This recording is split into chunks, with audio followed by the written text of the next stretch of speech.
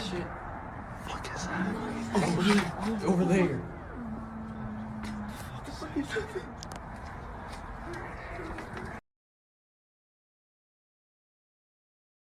Truck drivers, what's a creepy story you've got from the middle of nowhere? Not a truck driver, but once I was driving through the Canadian Rockies late at night and had just passed through a small town. So I'm driving through the pitch black and I need to stop to pee and have a smoke. But because it's so dark I miss the last rest stop for the next while. No problem, the highway is completely deserted. So I pull to the side of the road, have my pee while staring out into the dark, and then light up a cigarette and stand by my car. As I'm standing there I see the figure of a man just walking out of the tree line.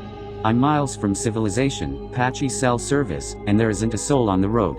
I thought my eyes were playing tricks on me and maybe it was a deer, but nope, this was a man. So I calmly walk back to the driver's door and get in, locking the doors behind me. I'm keeping my eye on this guy as I nervously smoke and have my car in drive, ready to peel out, but for some reason I just stayed put. The guy walks right up to my passenger door and knocks on the window. I crack the window and I ask what's up. He replies to me in a very serious tone, "I need you to call the cops."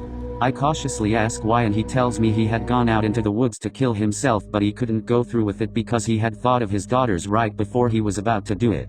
I call the cops while the guy quietly cries outside. He had a kitchen knife that he was gonna use on himself, so I stayed in the car and advised him to maybe leave the knife on the ground before the cops arrived. The cops came and got him, but before they left with him I gave him a solid heart-to-heart and wished him well. I still think about him. I hope he was able to turn things around. This case is absolutely insane, so buckle up. Stephen Pladel was in his early 20s when he met and groomed a 15-year-old girl named Alyssa Garcia over the internet. Stephen made his way from his hometown in New York to Alyssa's hometown in Texas. 2 years after they met, Alyssa became pregnant. She gave birth to a baby girl and everything seemed great, except Alyssa began noticing that Stephen was physically abusing the baby. The pair decided that they just weren't ready for a child and they put the baby up for adoption when she was just 8 months old. This is Katie. She was the baby that was given up for adoption. Katie was adopted by a loving family and she had a great childhood.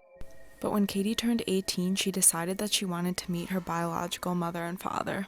She found Stephen and Alyssa and contacted them, and they were all happy to reunite.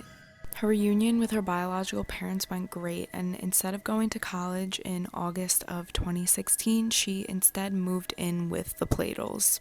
Katie's adoptive parents were nervous, but they figured that she was old enough to make her decision, and they supported her either way. When Katie moved in, Alyssa began noticing a really strange shift in Stephen's behavior. He was making himself look younger and also began growing extremely close to Katie. So close that Stephen and Katie began sleeping in the same bed every night.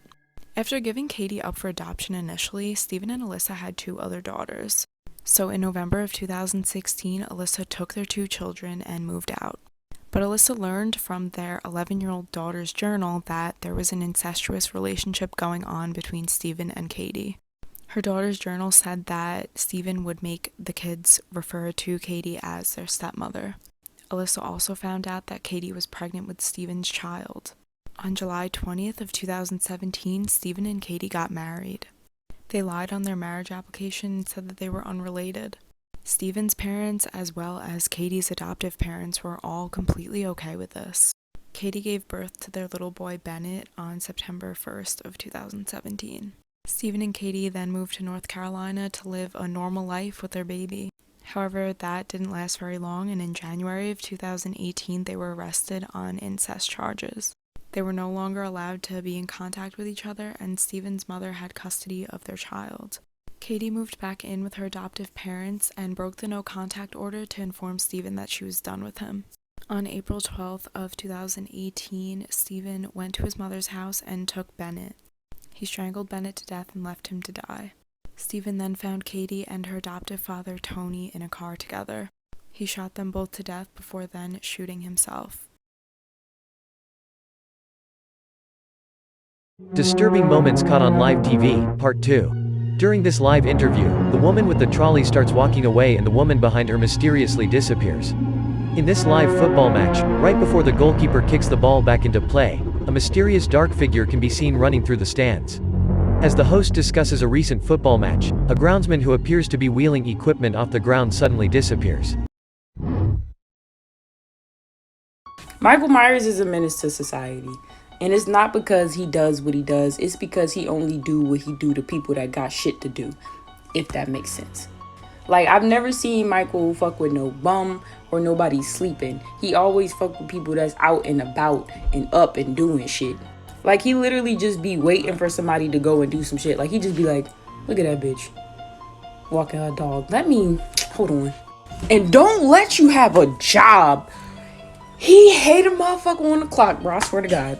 You know how many working people he has fucking taken off the face of this earth for just doing their damn job? Especially security guards. He can't stand security guards. Like, man, that man is a menace to society, bro. Like, for real, go and watch a Halloween movie right now. Any one of them. And you going to see he hate a motherfucker with responsibilities. He only fuck with people that got shit to do, bro. That shit is hilarious.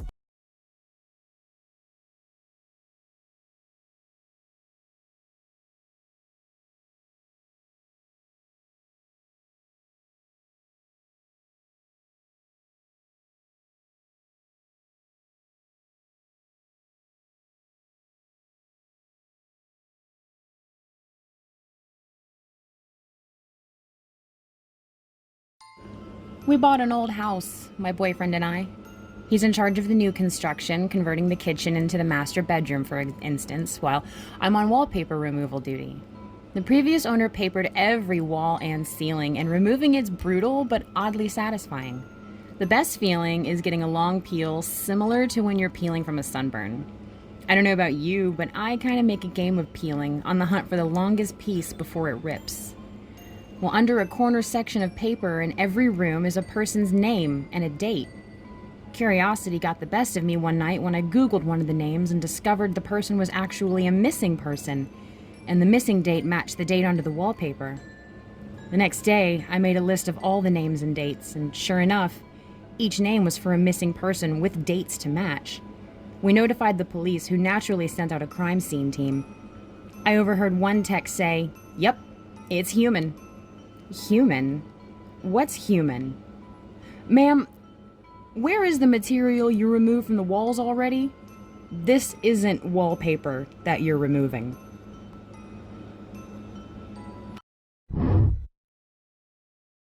I'm speaking out and I'm preaching out. Positive vibes are all around. I'm manifesting till I find my crown. To the haters will never put me out. Stars come crashing down on me. Now I know times have changed. It's liberating time to hold these stars. My heart feels unchained. Life's so calm. I feel my way. The bad times just made me stronger. I'll be alone and me belong. You must be the only fool, you're a plonker. One day everybody won't really want you. Digging up from my past, digging into that crap. The bin's been open too long now.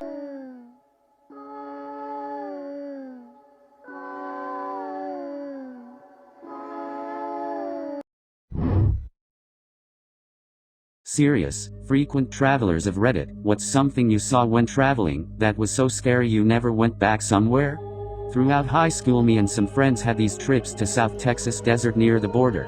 We would camp out in the wilderness and shoot guns or build a bonfire. We graduated in 04. Our last trip was in 05 and we had a really scary experience.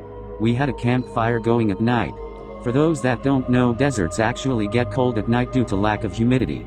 So we had a campfire going and 3 guys came out of the darkness into the light of the campfire.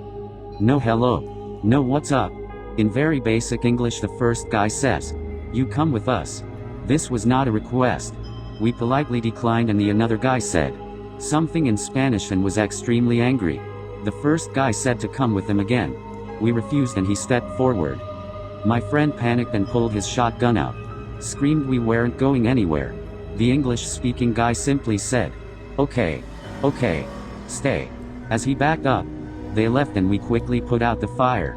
I made sure everyone grabbed their wallets and phones.